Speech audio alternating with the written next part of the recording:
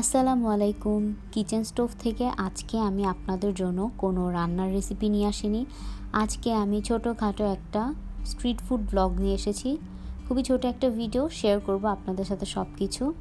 তো এটা প্রথমে লোকেশনটা বলে নিই। আজকে আমি যেখানে গিয়েছিলাম সেটা হচ্ছে মিরপুর 2 কমার্স কলেজের অপোজিটে যে গলিটা আছে।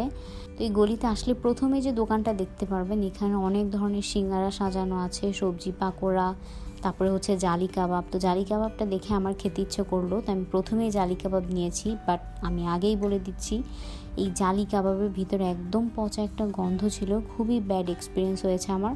পরে আমি এটা ফেরত দিয়ে একটা চিকেন বল নিয়ে খেয়েছি।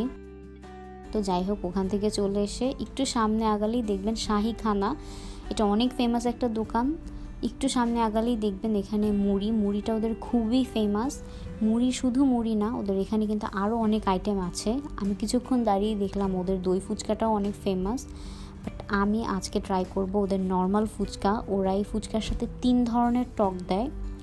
আর ফুচকাটার দাম মাত্র 40 টাকা। 40 টাকা এখন কোথায় ফুচকা পাওয়া যায়? কিন্তু শাহি খানাতে ঠিকই পাওয়া যায়। প্রথমেই আমি 3 ধরনের টক দিয়ে একটা ফুচকা খেলাম, কারণ টকগুলো দেখেই লোভনীয় লাগছিল। টকগুলোর কিন্তু থিকনেস আছে, একদমই পাতলা না যে 40 টাকা দেখলে টকগুলো যে পাতলা এরকম না। অনেক বেশি মজা, আমার কাছে ফুচকাটা অনেক বেশি মজা লেগেছে। এরপর নিয়েছি লেমনের, যেটা মাত্র 20 টাকা। আর লেমনেডের টেস্টের সব কিছু একদম ব্যালেন্সড। তারপরে ভাইয়াটার মুড়ি মাখা দেখে আমার মুড়ি খেতে ইচ্ছা করলো, তো একটা মুড়ি নিয়ে নিলাম। মুড়ি কিন্তু কোয়ান্টিটি ভালোই, যদি খুব বেশি খাদক না হয় একটা মুড়ি কিন্তু 2 জন মিলে খাওয়া যাবে। যেহেতু আমি অনেকগুলো আইটেম ট্রাই করেছি, তাই আমি একটা একটা করে নিয়েছি।